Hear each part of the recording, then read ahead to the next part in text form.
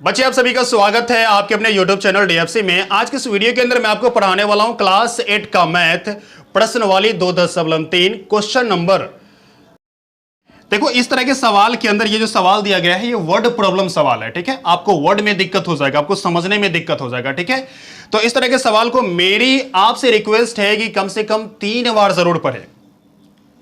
3 बार में अगर नहीं समझ में आए तो 5 बार पढ़े, 5 बार में समझ में नहीं आए तो 11 बार जरूर पढ़े। क्लियर है? देखिए मैं पढ़ने के लिए क्यों कह रहा हूं, क्योंकि कोई भी सवाल को अगर आप पढ़ेंगे तो आप अगर सही से पढ़ेंगे तो आपका जो हल होता है ना, सॉल्यूशन होता है, आपका 50% सॉल्यूशन पढ़ने से ही हो जाएगा, ठीक है। तो पढ़ना बहुत जरूरी है। अगर सवाल पढ़ोगे नहीं तो हल कैसे करोगे? सवाल पढ़ के समझोगे नहीं तो फिर हल क्या करोगे बताइए आप ही, ठीक है। तो पढ़ करके समझना बहुत जरूरी है। अगर पढ़ेंगे नहीं तो आपका हल नहीं होगा, ठीक है। तो 50% हल क्या चीज से होता है? पढ़ने से होता है, ठीक है। तो चलो मैं पढ़ के दिखाता हूं, आप समझने की कोशिश करना। ओके, लिखा है 2 अंकों की संख्या का दहाई अंक इकाई अंक का 3 गुना है। बात समझ रहे हैं? दहाई अंक इकाई अंक का 3 गुना है। तो देखो जब तक आपको इकाई अंक पता नहीं चलेगा तो दहाई का 3 गुना कैसे करोगे? तो पहले इकाई अंक पता होना चाहिए, तभी तो दहाई अंक का 3 गुना आप कर पाएंगे।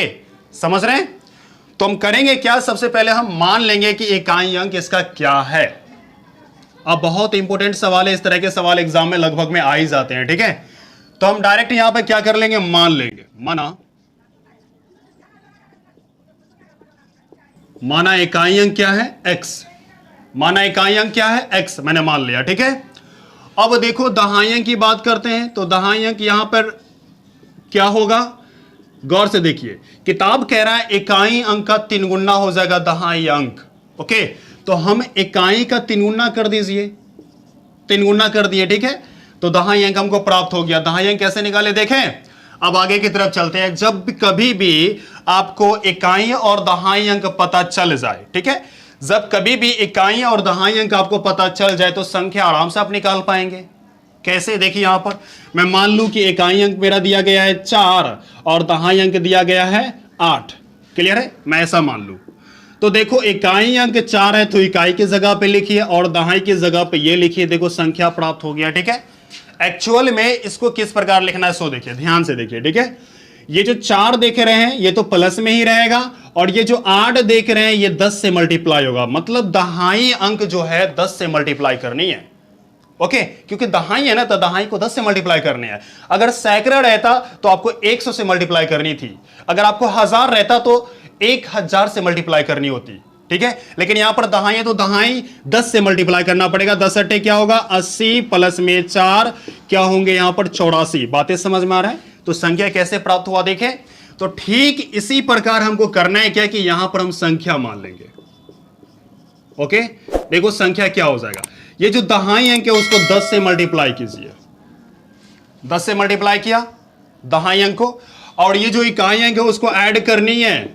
ठीक इस प्रकार देखिए यहां पर ऐड किया मैंने इकाई अंक को। ओके, तो अब संख्या क्या हो जाएगा 10 या 30, 30x में एक x जोड़ देंगे कितना हो जाएगा 31x। तो 31x हम लिख देते हैं यहां पर। ओके, ये 31 है। बात समझ रहे हो? ये आपकी संख्या प्राप्त हो गई। ओके, अब आगे की तरफ चलते हैं। ध्यान से देखिएगा। ओके, प्रश्नानुसार लेते हैं। प्रश्नानुसार गौर कीजिएगा कैसे करना है, ठीक है। सवाल के अंदर लिखा हुआ यहां पर कि यदि अंक बदल दिए जाए तो, सवाल में लिखा यदि अंक बदल दिए जाए तो प्राप्त संख्या मूल संख्या से 36 कम होगा। तो देखो ये जो संख्या दिया गया है इसका अंक बदल दीजिए। ओके, अंक बदलने का मतलब क्या हुआ, ये 84 है ना, तो अंक बदल दीजिए। 4 इधर कर दीजिए, 8 उधर कर दीजिए। तो 4 इधर करेंगे 8 उधर करेंगे तो 48 हो जाएगा, ठीक है। ठीक इसी प्रकार करेंगे यहां भी। तो 1 इधर कीजिए और 3 उधर कीजिए। ओके, अंक बदल दिए, ये x रहने दीजिए। अब कह रहा है अंक बदल देने पर जो संख्या प्राप्त होती है वो संख्या 13 क्या है, 13 है,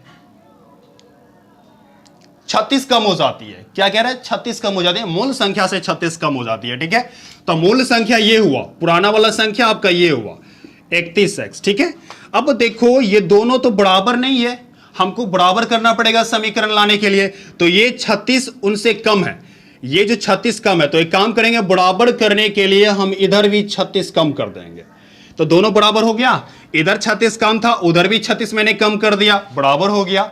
समझ रहे हैं? अब आगे की तरफ चलिए, देखिए यहां पर x वाला यहां पर है 13x, तो ये जो x देख रहे हैं इसको इस बगल ले आइए। ओके, क्योंकि x का मान निकालना तो x वाला एक तरफ होगा ना, इसीलिए प्लस में तो माइनस में होगा 31x, बराबर में क्या बचा, माइनस में 36। समझ रहे हैं? अब आगे की तरफ चलते हैं, ध्यान दीजिए कैसे करते हैं। देखो इन दोनों में बड़ा कौन है, बड़ा ये वाला है, तो उनका साइन माइनस है तो माइनस लगाते हैं, और यहां पर 31 में से 13 घटाएंगे तो क्या बचेगा, क्या बचेगा बताइए, 18 बचेगा, 18x बचेगा। ठीक है, माइनस में 36। अब माइनस से माइनस हम कैंसिल कर सकते हैं, यहां पर देखिए x बराबर में 36, ये जो दिख रहे हैं 18 ये आपके गुना में है, इसलिए ये आपके भाग में जाएंगे, भाग में मैंने ले गया। ठीक है, अब 18 का ये 18, 18 दूना 36, अब का 2 जो है x का मान निकल गया। देखिए यहां पर 2x का मान निकल गया। हालांकि आंसर आपका ये नहीं है, हमको कह रहा है किताब के अंदर संख्या ज्ञात कीजिए। देखो यहां पर मैंने संख्या माना था, संख्या कितना दिया है, 31x मैंने ये माना था। ओके, तो हम यही चीज यहां पर लिख लेते हैं, अतः संख्या बराबर क्या दिया है, 31x, मैं 31x लिख दिया वहां पर। ठीक है, अब इसको हम इस प्रकार लिख सकते हैं, 31 गुना x की जगह पर हम ये 2 लिख सकते हैं, क्योंकि x का मान मैंने अब ये भी फाइंड आउट किया है। ओके, तो मैं यहां पर 2 लिख देता हूं, तो 31 दूना क्या हो जाएगा, 62। ये बात समझ में आ रहा है? ये आपके आंसर हुए। ये वही संख्या है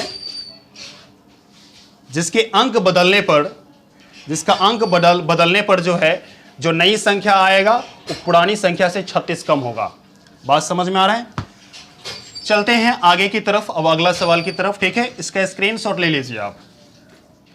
प्यारे बच्चे, अब हम दूसरे सवाल की तरफ चलते हैं। ठीक है, दूसरा सवाल 11 नंबर का सवाल दिया गया है, गौर कीजिएगा। ठीक है, कि एक नाव धारा की दिशा में एक घाट से दूसरे घाट तक जाने में 9 घंटा लगाती है। ठीक है, देखो एक घाट दिया गया है और एक घाट से दूसरे घाट तक जाने में नाव को कितना घंटा लगता है, 9 घंटा लगता है। ये कब लगता है, धारा की दिशा में। धारा की दिशा में क्या होता है, 9 घंटा लगता है। क्लियर है? अब धारा की विपरीत दिशा में, यहां पे एक चीज और लिखा है, धारा की विपरीत दिशा में 10 घंटे में पूरी करते हैं, यही दूरी को 10 घंटे में पूरी करते हैं। कब, धारा की विपरीत दिशा में। अब धारा की दिशा और विपरीत दिशा क्या होता है, ठीक है, मैं आगे बताऊंगा आपको। ओके, उसके बाद धारा की चाल दिया गया है 1 किलोमीटर प्रति घंटा। ठीक है, तो शांत जल में नाव की चाल और दोनों घाट के बीच की दूरी ज्ञात कीजिए। ठीक है, देखो जो चीज कह रहा है निकालने के लिए उसको हम मान लेंगे इस सवाल के अंदर। ठीक है, मैं यहां पर क्या कर लूं, 11 नंबर का सवाल है, हम मान लेते हैं, माना शांत जल में नाव की चाल। क्या मैंने माना शांत जल में नाव की चाल क्या है, मुझे पता नहीं है, x किलोमीटर प्रति घंटा मान लेते हैं। मैंने मान लिया x किलोमीटर प्रति घंटा नाव की चाल है, ऐसा मैंने मान लिया। ठीक है, उसके बाद धारा की भी चाल दिया गया है, किताब में देख सकते हैं। इसलिए मैं कहता हूं कि किताब को कम से कम 3 बार पढ़िए, 5 बार पढ़िए, 11 बार पढ़िए। ठीक है, देखो 1 किलोमीटर प्रति घंटा है, मैंने 1 किलोमीटर प्रति घंटा लिख लिया, ये धारा की चाल है। ओके, अब देखो यहां पे नाव का चाल जो है धारा की दिशा में, तो हम यहां पे लिख सकते हैं धारा की दिशा में नाव की चाल। धारा की दिशा में नाव की चाल, देखो होता है क्या कि धारा, रेत जानते हैं, रेत धारा। ठीक है, धारा जिधर जा रही है उधर नाव भी जा रही है। बातें समझ में आ रहा है? धारा इधर की तरफ जा रही है तो नाव भी इधर जा रही है। तो अब हमें यह बताइए कि उसकी नाव की स्पीड बढ़ेगी या घटेगी। जी जाहिर सी बात है बढ़ेगी, क्योंकि धारा भी उधर जा रही है, नाव भी उधर जा रही है, तो बढ़ेगा ना, स्पीड तो बढ़ेगा। इसीलिए नाव का चाल तो शांत जल में x था, और कितना बढ़ेगा, धारा की जितनी स्पीड रहेगी उतना ही बढ़ जाएगा। तो धारा की स्पीड 1 थी तो 1 बढ़ जाएगा। क्लियर है? अब हम यहां पर कह सकते हैं कि x प्लस 1 किलोमीटर प्रति घंटा, मैं इसे रेज करता हूं यहां से। Okay, x kilometre, x plus 1 kilometre प्रति घंटा। बातें समझ में आ रहा है? इतना समझ में आ गया। अब आगे की तरफ चलते हैं। धारा की विपरीत दिशा में, अब विपरीत क्या होता है? नाव की चाल। देखो होता है क्या कि धारा उधर जा रही है, ठीक है, और नाव उधर से आ रही है। धारा उधर जा रही है, चाहे देख लो नाव इधर से जा रही है, धारा उधर से आ रही है, ठीक है। तो ये बताइए आप हमको कि उसकी स्पीड घटेगी या बढ़ेगी? तो जाहिर सी बात है घट जाएगी, क्योंकि नाव इधर जा रही है और धारा स्पीडी में इधर आ रही है, ठीक है। तो नाव की स्पीड कितना कम जाएगा? जितना धारा की स्पीड होगी उतना ही कम जाएगा, ठीक है। तो हम यहां पर लिख सकते हैं नाव की स्पीड माइनस कर देंगे धारा की स्पीड, ओके, किलोमीटर प्रति घंटा। धारा की विपरीत दिशा क्या हो जाएगी? धारा की विपरीत दिशा में नाव की चाल क्या हो जाएगी? x-1 किलोमीटर प्रति घंटा। क्लियर है? अब चलते हैं आगे की तरफ। गौर कीजिएगा, ध्यान दीजिएगा, वरना समझ में नहीं आएगा। इस तरह के सवाल पर बिल्कुल फोकस देके समझना होता है, ठीक है। चलो देखो यहां पर, अब देखो मैं एक चीज और बताऊं कि समय बराबर क्या होता है। एक फॉर्मूला है, अगर याद नहीं है तो याद कर लेना, वैसे आपको याद है तो कमेंट बॉक्स में जरूर कमेंट कीजिए। समय बराबर क्या होता है? दूरी बट्टा चाल। एक फॉर्मूला, समय बराबर दूरी बट्टा चाल, ओके, समय बराबर दूरी बट्टा चाल। यहां से हम क्रॉस मल्टीप्लाई करके दूरी निकाल सकते हैं, यानी दूरी बराबर क्या होगा? समय गुना चाल, ओके, समय गुना चाल। दूरी बराबर क्या हो जाएगा? समय गुना चाल। ये आपके फॉर्मूला यहां से क्रिएट हो गए, ओके। अब गौर कीजिए, कह रहा कि धारा की दिशा में नाव जा रही है, तो वो जो दूरी थी उस दूरी को मात्र 9 घंटे में कंप्लीट करती है, ओके। तो हम क्या करेंगे? दूरी निकाल लेंगे। दूरी, जो दूरी दिया गया था, है ना, दूरी तो दिया गया नहीं था, निकालना है। जो दूरी है उसको 9 घंटे में कंप्लीट करती है, ओके। तो हम दूरी बराबर फॉर्मूला क्या होता है? समय गुना चाल। तो समय कितना था? 9 घंटा, और गुना चाल कितना? धारा की दिशा में x प्लस में 1, मैंने लिख दिया, ओके। अब देखो यहां पर, अब इसकी बात करते हैं। ये धारा की विपरीत दिशा है, ये वाला जो इस तरह से जो जाती है तो 1 घंटा लेट जाती है, मतलब 10 घंटे में पहुंचती है, ओके। तो 10 को गुना कर लेंगे किससे? ये चाल से, यानी समय गुना चाल x-1। क्लियर है? अब देखो ये भी वही दूरी तय किया, ये भी वही दूरी तय किया, मतलब ये दोनों क्या है? बराबर है। तो मैंने बराबर किया। बात समझ रहे कैसे बराबर किए? हाँ, चलते आगे की तरफ। यहां पर हम कर सकते हैं 9 को x से मल्टीप्लाई, तो 9x प्लस का निशान, 9 इकाई 9, 10x मल्टी, उसके बाद क्या है? माइनस है तो माइनस लगाइए, 10 को 1 से गुना कीजिए, 10 इकाई 10, ओके।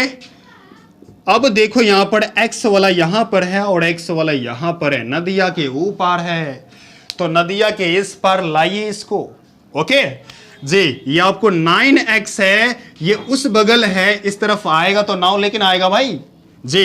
तो इसको इस बगल लाइए, मतलब नाव लगाइए, प्लस में है तो माइनस बन जाएगा ये, और ये हो जाएंगे 10x। क्लियर है? बराबर में क्या बचा? माइनस में 10। अब ये जो देख रहे हो ये प्लस में है, उस तरफ जाएगा तो माइनस में 9। मेरा टारगेट यहां पर था कि संख्या एक तरफ हो जाए और x वाले संख्या एक तरफ हो जाए। देखो यहां दोनों अलग अलग हो गए, ठीक है। अब इसको हम घटाते हैं यहां पर, ओके। घटाएंगे तो 10 में से एगो x घटेगा, कितना x बचा? सॉरी, एगो x नहीं घटेगा, 9x घटेगा, तो बचेगा एगो x माइनस में। क्लियर है? अब यहां पर क्या हो जाएगा? ये दोनों जुटेगा, क्योंकि ये दोनों माइनस में है, तो माइनस माइनस में ही जुटता है। क्लियर? तो ये हो जाएंगे माइनस में 19। अब यहां से x कट गया, ठीक है। तो हम यहां पर कह सकते हैं, क्या कह सकते हैं? इसीलिए x बराबर क्या हुआ? 19 किलोमीटर प्रति घंटा। ये जो x का मान निकल गया हमको 19 किलोमीटर प्रति घंटा, नहीं दिख रहा? अच्छा सुन के समझ लो, ठीक है। 19 किलोमीटर प्रति घंटा आ गया, ओके।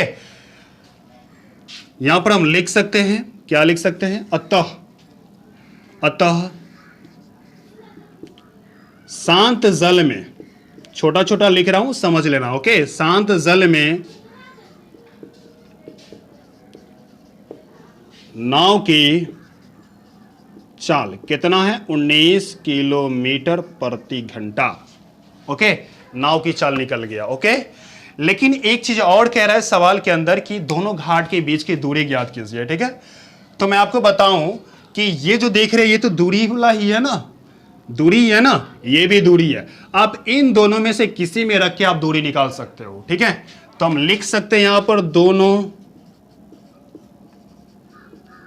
घाटों के बीच की दूरी,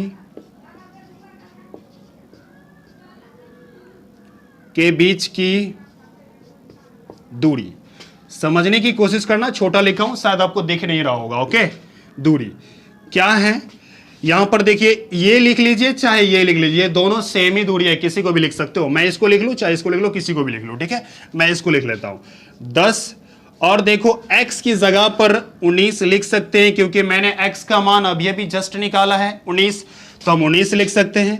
19 माइनस में 1, गौर कीजिए, गौर से समझिएगा, यहां नहीं दिख रहा है। ठीक है, मैं इसको ऊपर की तरफ लिख लेता हूं। अच्छा, ये जगह लिख देता हूं। देखिए यहां पर 10 तो 10 लिखेंगे। ठीक है, मल्टीप्लाई 19 में से 1 जाएगा तो बचेगा 18। ओके, अब देखो 18 को 10 से मल्टीप्लाई कीजिए। 18 को जब 10 से मल्टीप्लाई करेंगे तो क्या आएगा? 180 किलोमीटर। यानी कि दोनों घाट के बीच की दूरी कितना है? 180 किलोमीटर। तो प्यारे बच्चे, इस तरह के सवाल आपको अब सॉल्व करने आ गया होगा। ठीक है, तो इस सवाल को आप बिल्कुल हल कीजिए, प्रैक्टिस कीजिए ज्यादा से ज्यादा, ताकि आपका बेस बना रहे। ओके, अगर आप हमारी वीडियो पर पहली बार आए हैं, हमारे चैनल पर पहली बार आए हैं, तो हमारे चैनल को सब्सक्राइब कीजिए, साथ में बेल आइकन को भी दबाइए ताकि आपको वीडियो का नोटिफिकेशन टाइम टाइम पर मिलता रहे।